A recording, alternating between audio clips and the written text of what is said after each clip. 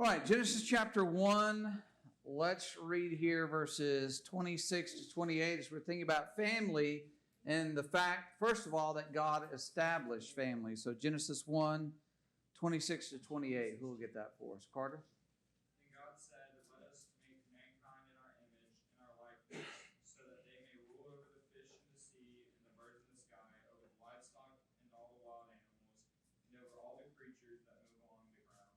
So God created mankind in his own image. In the image of God he created them. Male and female he created them. God blessed them and said to them, "Be fruitful and increase in number, fill the earth and subdue it, rule over the fish in the sea, and the birds in the sky, and over every living creature that moves on the ground." Okay, so where's the family in those verses? There's husband and wife? Yeah. Okay, first of all, can just a husband and wife be a family? Yeah. Husband and wife are a family. That constitutes a family. What else do we have in these verses? Is there anything more than husband and wife? Be fruitful and multiply. Right? The idea of having offspring, procreation, of bringing others into this world there in verse 28. And so God established the family. He's the one who brought it into existence. And he did not do that by accident. It wasn't just a consequence of creation, but it was a plan in his creation that there's to be a husband and wife and brought together. Chapter 2, of course, brings more of that out. We'll touch on that a little bit later, hopefully. But the idea is that he's the one who brought it into existence. Modern times, secularism has, of course, had an impact on that. And question number 1 in the workbook was, what is meant by family according to first the Bible and then to modern America? So family in the Bible, as we've just seen, is man and a woman.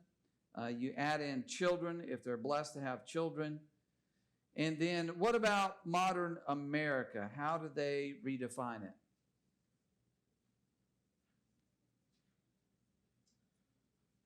It's basically any people, a group, doesn't matter whether they're women, men and women, whatever, children. If they decide that they're connected somehow, that they can constitute a family. It can be a woman alone with children. It can be, 2 women. It can be 2 men. It can be any combination. It's just free fall. Yeah, exactly right. Is that recording, by the way? Okay, thank you. So they broaden it out. In the biblical definition, the traditional definition, a man, a woman, and children, then if they're added into that. Any other thoughts on modern redefinition? Chris? Would you say it's more like a love all, serve all, accept what we do, you're just as good as you are? Okay. Now, why do they want to redefine family? Why do they want to do that, Chris? Why do they want to change it from what we read about in the Bible? I think there are philosophical reasons and then legal reasons. I think one of the reasons why is if I don't have to be married to be able to call ourselves a family, then I'd rather just have to take on the same term as family and to have lesser responsibilities and be able to get out of it if I have to, because I'm not actually married, but I'm stealing the family term because that's a socially acceptable and understood term.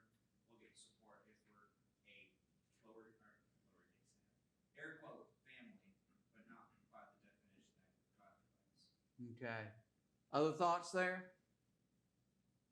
All right, so you think about this. There are activist groups out there that want cultural change, that they're pushing for a redefinition of family. They are more on the philosophical side of things.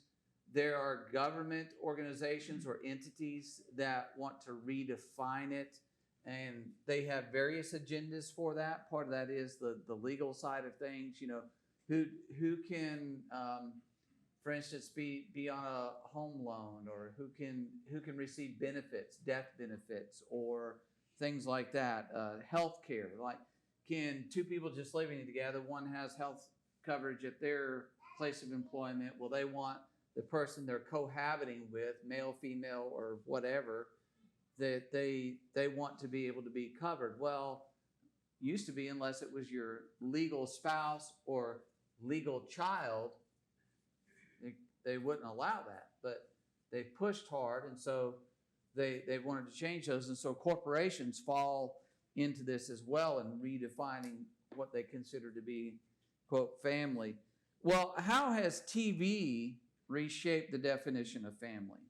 What part has television or entertainment media played in it?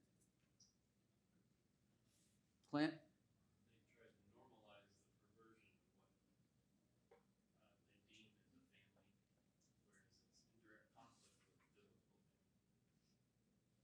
Chris? They brought homosexualism out to make it more acceptable to everyone. They just ran it down everyone's throat to the point whereby it's like, well, I guess it's okay. I've seen it enough. Okay. And that's what I was gonna say, it started out in small steps, made it humorous, made us think, made fun of it, or, started to, if you remember in the 70s, it was always that funny gay guy, or that funny gay woman, and then they started with the funny couple, and then now it slowly became normal. Okay. Zach, then Linda. The role reversal between husband and wife, mom and dad is prevalent, and also single parent homes on purpose most of the time. I want to come back to that. Well, also, it's not just that they make, like, homosexuals look like all nice guys, all nice people. They never, they're so sweet and kind and caring and all that. But then they'll turn around and they make anybody that is claiming to be religious hypocritical, just nasty. And so they while they're trying to lift up what they want, they're also trying to tear down what God created at the same time. Yeah. So just a little side note, almost anytime there's a religious figure, like traditional religious figure, they paint them as a hypocrite, bigot, hateful, very prejudiced. Or they have them hip. They have them as They have a priest. a lesbian, transgender, Well, no, non-binary, whatever. I used to watch Major Crimes. Okay? And on that show, the woman that was the captain of the police force was Catholic. And she was divorced because her husband was a gambler and he cheated on her and all this. Okay. But she starts dating a guy in their unit, and they decide to live together. Right. Well, Cohabiting. she's in confession, and she's saying how bad she feels that she's living with her fiance, Mm-hmm. and he's like, well, that God will understand that. And I'm like, excuse me? Yeah. Yeah, they very often liberalize the one who is a kind, compassionate person. They translate it into acceptance. Yeah. So you think about this. One of the ones I thought about is the Andy Griffith Show. Right? He was a single parent, but it's because his wife had died, right? Help me out here. It's been a while since I've seen anything. And Aunt Bee was there, kind of as the grandmotherly figure for Opie and all that kind of stuff. And so you still had you had a different than what we would describe as a traditional family, but there are still some boundaries and respect that was in there.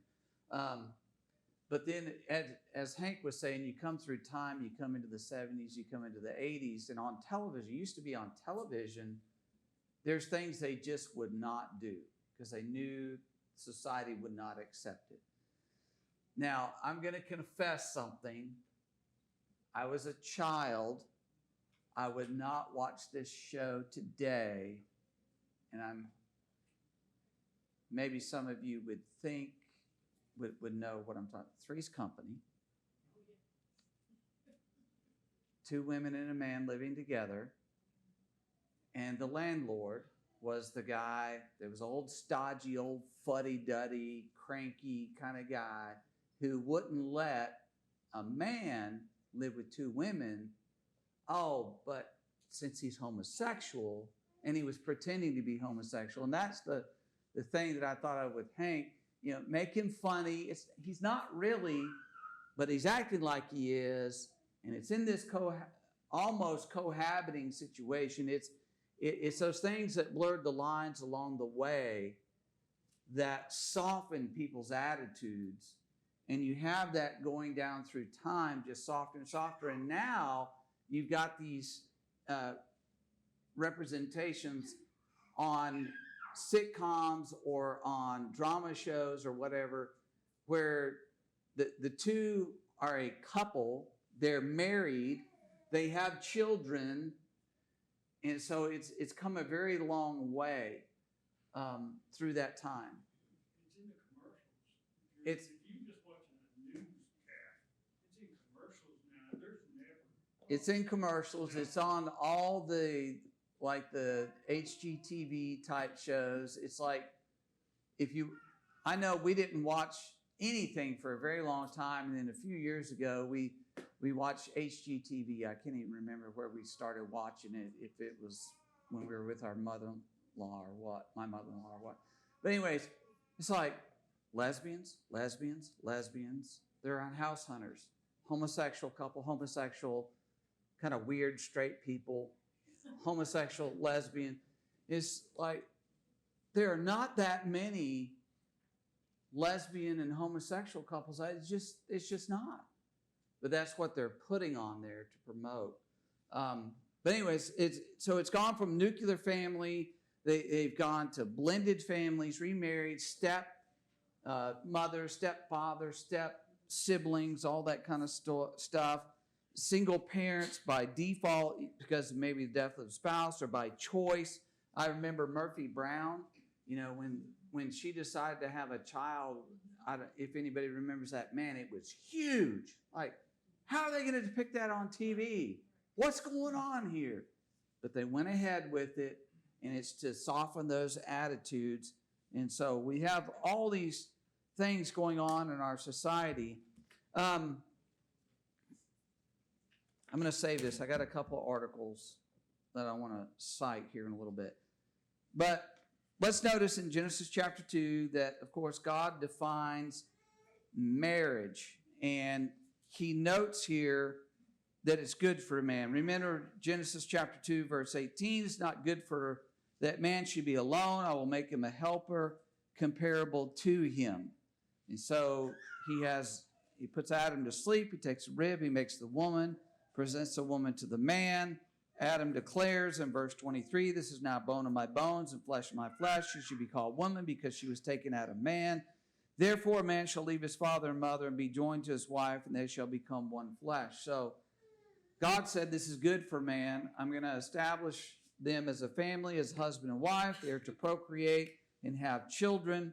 Let's go to Proverbs 12. Proverbs 12. And we could look at different places in the Bible, but I just want to cite a couple of things here that show that marriage is beneficial. It's good for man, for mankind. It's good for a woman.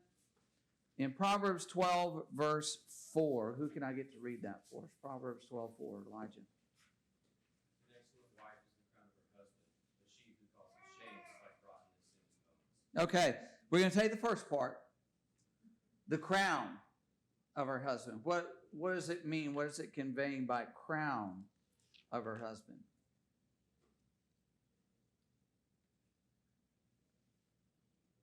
Does that mean she's over his head? What's it saying in crown of a husband? Gives him a certain amount of glory, position, status. Position, status, glory, Clint? You say respect. When the wife is fulfilling their role responsibly, then that is a blessing to the husband. Yes, it is a blessing to the husband. Zach?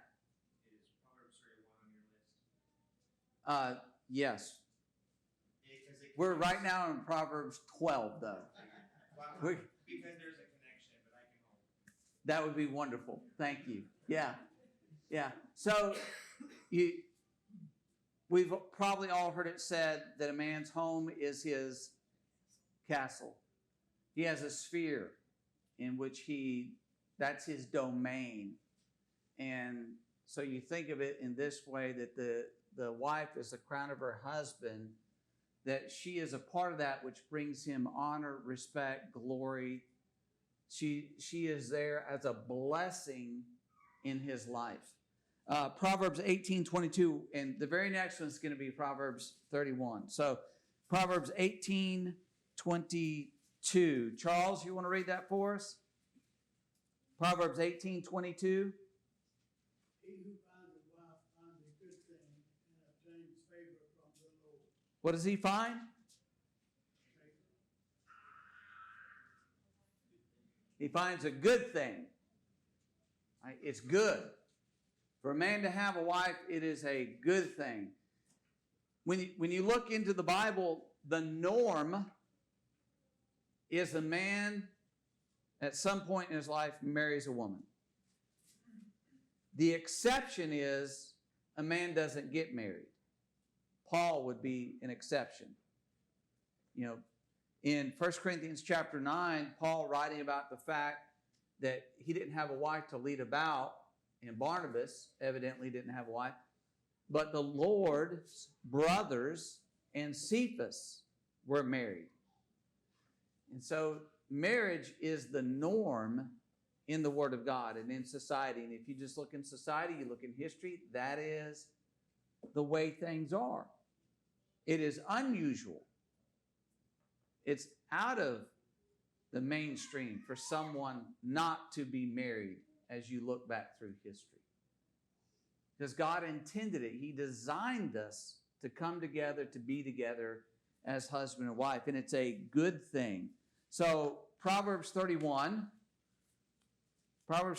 Zach, roll with it. Well, try to make it brief, but in the Hebrew alphabet, the way this poem is structured from what we have as verses 10 to 31, builds and builds and builds and climaxes at verse 22, or verse 23. Her husband is known in the gates when he sits among the elders of the land. All the other verses in this poem about her and what she does for her family, this is the most important verse, the way it's poetically structured. And there's two ways in which this poem leads to that, between 10 and 31 and another shorter passage. So what makes her the most virtuous woman is that her husband is known and respected in the gates, which links back to the Proverbs 12 passage about the crown on his head. She reflects well on him and makes it in her godly life, going about her duties, her role, her responsibilities.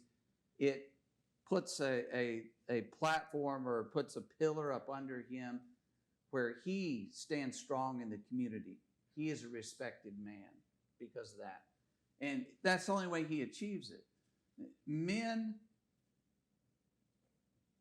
have a different level of maturity in marriage that they don't experience, they don't have outside of marriage.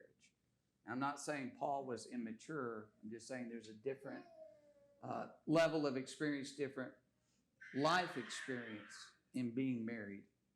And so this is reflected here in Proverbs, and it's a good thing for man. So then we want to notice that God joins the man and the woman in marriage in Matthew 19, verse 6. Matthew chapter 19, verse 6 here. Who'll read that for us? Jim, go ahead. So then they are no longer two, but one flesh.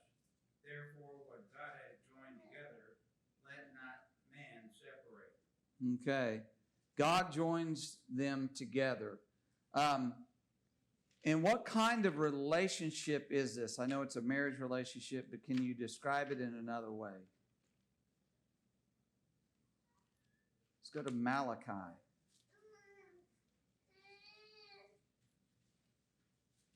I think we understand this almost instinctively.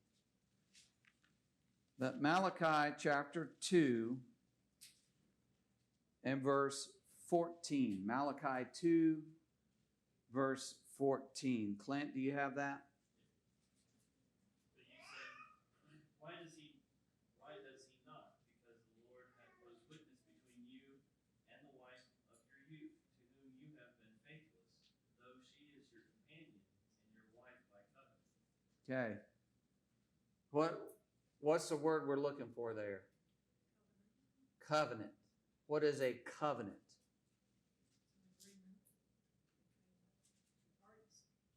What kind of agreement? Yes, a binding agreement. There is an obligation there that you can't just simply dismiss or say, well, I don't want to be a party to this covenant anymore. In our society, if you have a covenant with someone, a contract in the business world, you don't just walk away from that. If you try to do that, there's legal ramifications. And the thing about our society, though, this is question 13, so I'm jumping down to that. Why is it important to understand that only God can join in marriage or loose one from a marriage? God joins them together. It's a covenant relationship. It's a covenant to which God is a party. He's involved in that covenant. It's not just between a man and his wife, but God is involved because he's the one that brings them together. He's the one who defines it. He's the arbiter of it. So why is it important to understand that it's God's the only one who can join and he's the only one who can loose? Well, there's simply the issue of authority. And God has, as you said, created this relationship. But at the time of the marriage, they both made God witnesses to their vows. Okay. Anybody else? I want to come back to that. Clint. As the creator, the originator of marriage, and he set the standard for defining it. Man continues to redefine, twist, and pervert what God has established. So when we take it upon ourselves, and our governments take it upon ourselves to issue these marriages and unions, then it's twisted from what God has prescribed. And it doesn't work, and it fails miserably. We get what we have today. Okay. Well, ultimately, if we don't recognize that God is the one that joins us in marriage, then we are liable to do something that is causing us to sin, and we're condemned. That was what I was gonna say, because God will judge every marriage, every relationship that is formed as a marriage or a bond between two people. Okay. Jim brought up something that when they entered into this union, God was a witness. Now, it used to be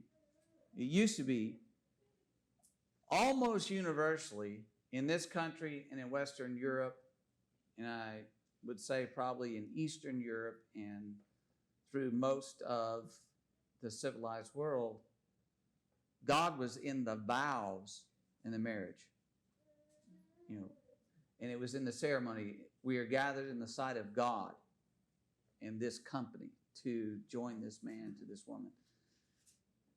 Even if that is not stated, it is still a covenant and a union governed by God. It doesn't matter whether they state it, whether they don't state it, whether they acknowledge it, they don't acknowledge it. Just like somebody takes another person's life, it's irrelevant whether they understand that that's a violation of the will of God, whether they understand I've murdered one who's been made in the image of God, because there are plenty of atheists in the world who think, well, I just killed another animal. Well, no, you murdered one who was made in the image of God, and that's what makes it wrong. So God's a party to it, whether the people acknowledge it, accept it, or not. But here's the thing about it. If God doesn't define the marriage, and we don't accept the fact that he's the one that joins and he's the one that looses, then we can do anything. And we are doing anything. So let me ask you this. When you think about that, I think I'm getting ahead of myself. I'm getting ahead of myself here. Let me just pause for a second. Why is biblical family so important? Why is it important for children? It lays a foundation For? being Christian. Okay, primarily, you think about the fact it's a spiritual benefit that it's designed originally for the mother and father to be devoted to God and raise those children to be devoted to God. How else is it? It works in so many different ways. To be a respectable citizen, to treat people the way they should be treated. It's all here in God's Word. It is in God's Word. And how does a family play into that? Clint? It teaches us roles. We each have a responsibility, a job to do, duty to have.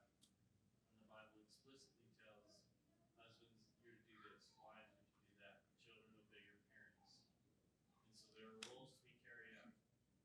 When we stopped doing those roles, we became cool. And now we have, again, what we have today. Okay. Is there any benefit for the family structure beyond the spiritual aspect of raising a child to know and serve God? Anybody have something?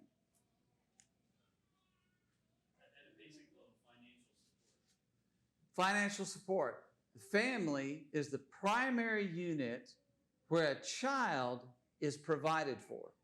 Food, clothing, shelter. If it's not the family, where does it go?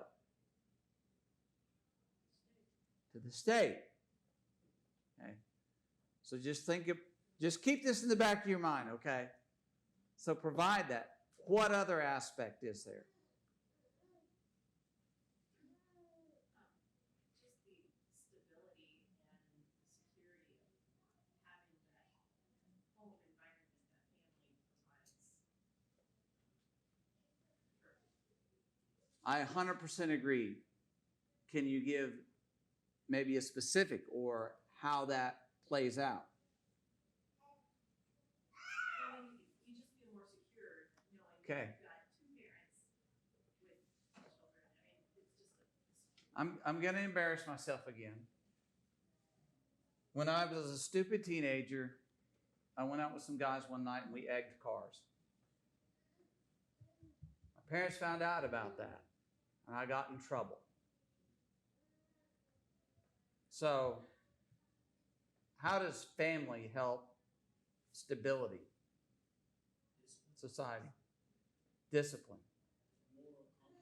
A moral compass. Raising them to make the right decisions, correcting them when they make the wrong decisions, to make them a productive citizen in society as opposed to an animal that is out there doing bad things, destroying property, stealing things, hurting people.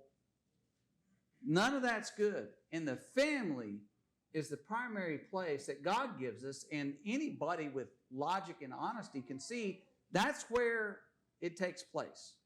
That's how you build a stable society, is through the family, through the parents raising that child to have some sense about them and to treat their fellow man right and to respect property, to respect the law. What's that? Isn't that partly what Paul has in mind in Ephesians 6, 1 and 2, about honoring father and mother, that it may go well with you, that you may live and prosper in the land? Yes. And you may prolong your days, right? If you're a good citizen, you prolong your days. If you're not, and you get into trouble, either the law or somebody else who doesn't like what you've done may shorten your days. So, many ways. Chris? But what we're talking about right now is a prime example of what we're living in today, the way this country is going today. Split families, a mother raising a child on her own, or children, or a father doing the same. It takes a fatherly and a motherly influence to make it happen. Working together as one. Yes. And there are some situations where it is unfortunate. It can be tragic where the mother, maybe the father passes away or the mother passes away, and they are left with the burden and responsibility of trying to raise them. And there are cases where they have done good. They have a godly orientation. They see that their children's needs are met. If there's a young man in the home, they look for men to be a role model or a mentor. Sometimes they get remarried. So there are various ways where there are things that are out of control, but going back to what we talked about a while ago, sometimes it's by choice. And they do this contrary to what the Lord lays out. Clint? It's so ingrained in those who read the Word to relate to the family. So if you even go to Proverbs 14, 26, in the fear of the Lord, one has strong confidence. In his children will have a refuge. That's not familial children there, but to relate to, we get the concept. Paul to Timothy, the father-son relationship. God in Hebrews 12, he disciplines those whom he loves, chastens his sons. It's a constant pattern throughout the Word that we know what he's talking about because we understand what family is expected to be throughout the Bible. And so while we look at that, we may take that for granted. We should not. Right, exactly right. It's ingrained, it's threaded through the entirety in our understanding of our relationship to God, our Father. All right, very good. All right, so how is it that we see in the Bible, and this was in the lesson, but that Satan attacked the family? Go back to the very beginning. Where do we see it start to just... And what we're talking about here is the family structure, that it just begins to go sideways. Divorce, no cause divorce. Let's go back to the Bible. Yeah. We're going to get there. We're headed right there, modern society. But Genesis chapter 4, reading down of the descendants of Cain, who comes up? Do what? It's polygamy. Yes. Lamech, and one of his sons was Tubal-Cain. Yes, but he had two. It says he took two wives. That's the first departure we see from the family structure that God implemented. And we see in his life, he was a very arrogant man, troubles going on there. So you have a departure from that. Then you have concubinage as it's described. And what is a concubine, by the way?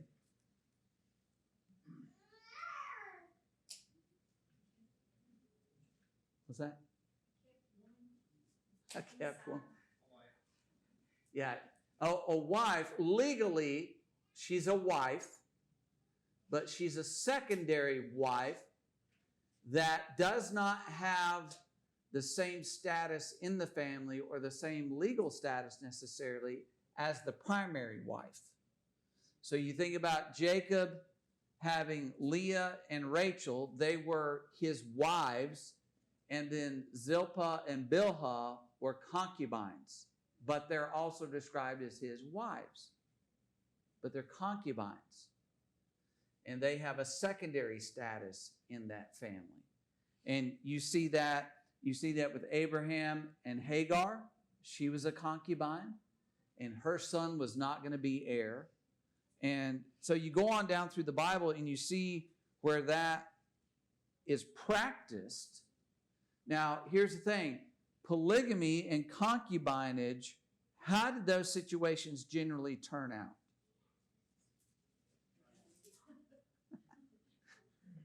Okay, among the wives, what would happen? Jealous and scheming. And what about among the children? Jealous and scheming, right? Yeah, the Bible presents it as it is no good. That's not how it's supposed to be, because when you depart from God's pattern, you run into these problems that are there. Then he talks about, in the book, he talks about serial monogamy, and the idea is divorcing your mate and marrying another. Deuteronomy chapter 24, the Pharisees brought the question up, is it lawful just to divorce for any reason? And it was in the idea behind that is just to put your wife away because you don't want to be married to her anymore. You go find another wife. And the Lord, of course, answered that. What God has joined together, let not man separate. And he goes on to explain more in that. But the idea of marry, divorce, marry, divorce, marry, divorce, that's a departure from God's law, and it brings up problems. Adultery, of course. Who can you think of that was guilty of adultery in the Bible? And maybe in the New Testament, but it's a very famous case. Do what? David committed adultery. Bathsheba, another man's wife. Problems, major problems resulted out of that. Let's go to Matthew chapter 14. Matthew chapter 14. Because in our modern society, we think of adultery as somebody who's married having sexual relations with someone who is not their spouse. Okay? But the Bible defines it differently. Which kind of differently. All right, follow with me here. Matthew 14, 1 through 4. Who will read that for us? Matthew 14, 1 through 4. Clint? At that time, Herod the Tetrarch heard about the fame of Jesus, and he said to his servants, "This is John the Baptist. He has been raised from the dead.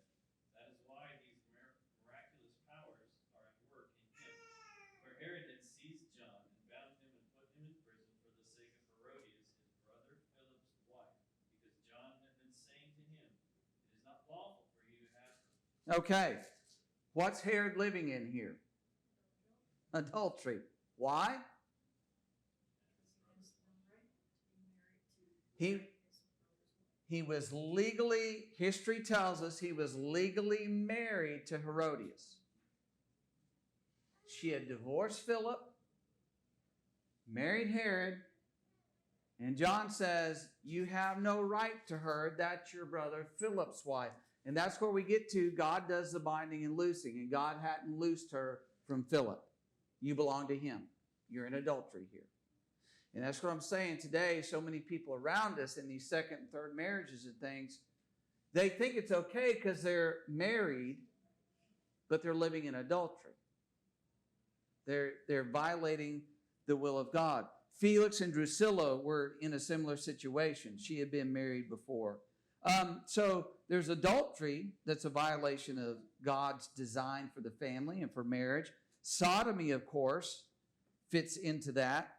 Of course, Sodom and Gomorrah, the most famous example. Gibeah in Judges chapter 19 was another example of it. At Corinth, Paul talks about how some of the Corinthians have been homosexuals and sodomites, but they're not that way. Homosexuality was very common in the ancient Greek culture. They didn't think anything about it. It was, for them, it was just another way, sort of like what we're getting into today. It's just an alternate lifestyle. It's what people do. So today, Philip, what's one of the ways that family marriage is attacked? Yeah, faultless, no fault divorce. And why did that come about in our society?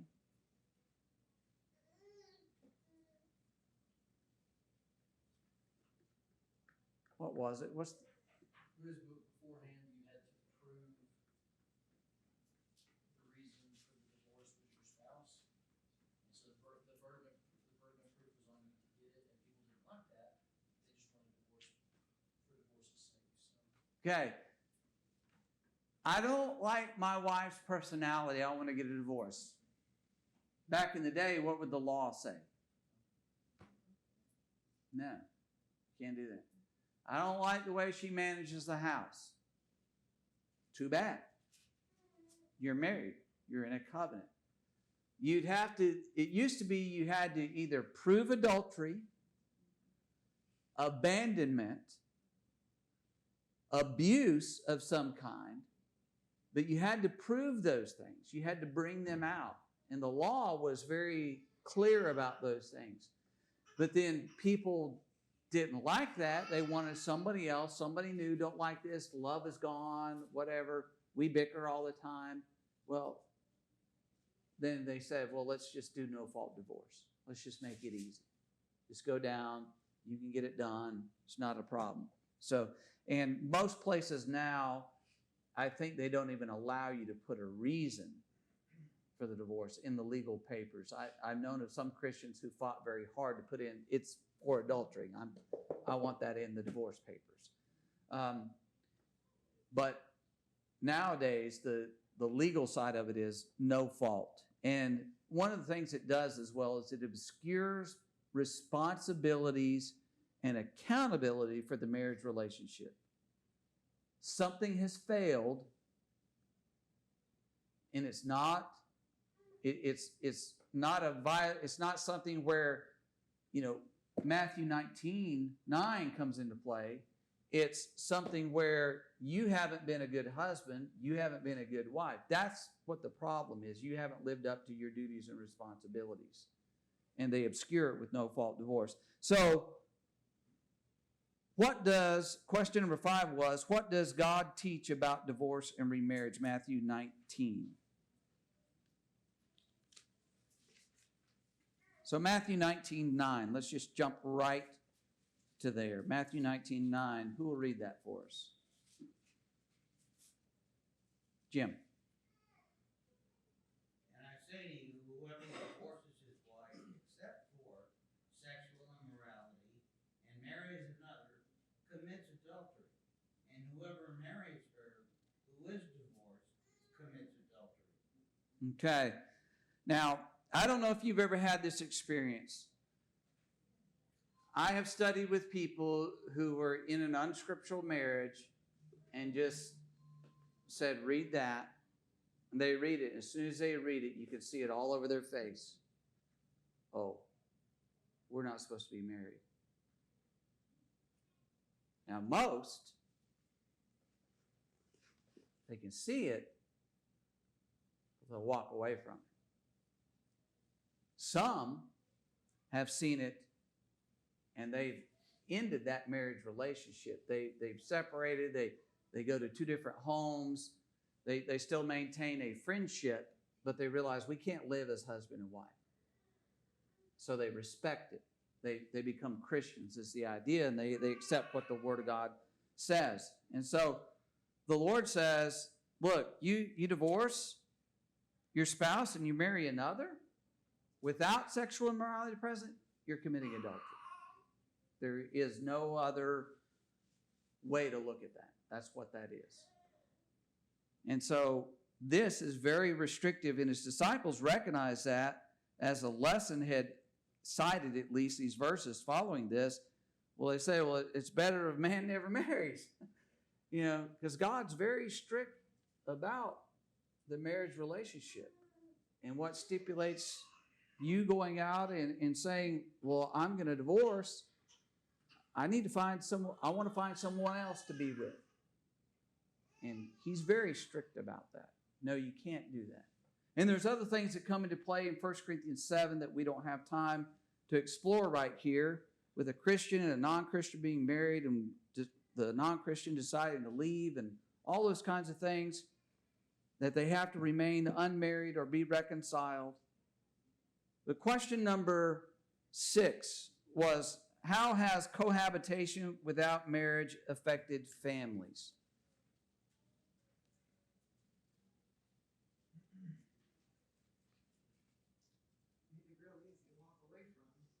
It's easier to walk away from, to disentangle.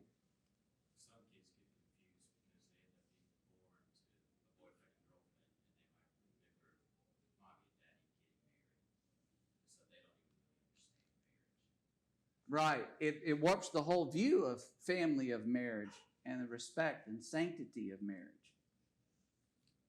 All right. I want to cite an article. Okay, the first one here is from back in 2014, so it's almost 10 years, September of 14. And this was in Time magazine. Okay. The title of it is, "There is no longer any such thing as a typical family." It says, pretty much everyone agrees the era of a nuclear family has declined to the point of no return. What is replacing it? Well, a new study suggests nothing is. Okay, that's 2014. Goes on to talk about how families headed by single moms, divorced or widowed, never married, are now almost as numerous as families that have a stay-at-home mom and a breadwinner. The previous, the single mom, 22%. The married couple, 23%. That was in 2014. It hasn't gotten better. Many children being taken care of by grandparents as by single dads. This is a September of 2022 article that was put out. And this is actually an advocate piece. This is actually somebody saying this is how it needs to be. And it's why we should abolish the family. This is written by somebody who's advocating communism. And what did we say a while ago? The family's the primary provider. They don't want that. And the reason they don't want that is because they don't want the family. They want to abolish the family because they see that that is a God-given thing, and it promotes God-given principles. And so they want to get rid of it. Now, here's a quote. This is a quote from Denise Oliver, written somewhere around 1969, 1971. I think it's like a series of things that she wrote. But anyways, here's what it is. I think that a revolution, a socialist revolution, will break down the family structure as we know it. Give me just a second. The woman being freed from her menial position, either as the lowest paid worker or as a household slave, will be out of the home more. The concept of marriage will change because marriage right now is a kind of slave contract. Probably in the future, marriage itself as a contract will not exist. People will have the freedom to relate to each other as humans, to enjoy each other intellectually, sexually, or whatever else. I do not see where there are any great advantages to the nuclear family at this point. That was 50 some odd years ago. They've been steadily working at undermining it, chipping away at it. We need to hold fast to what the Bible teaches about the family, husband, wife, children, that it is a benefit, it is good, and it's the only way to live righteously and properly before God. We need to instill that in our children and our grandchildren as well.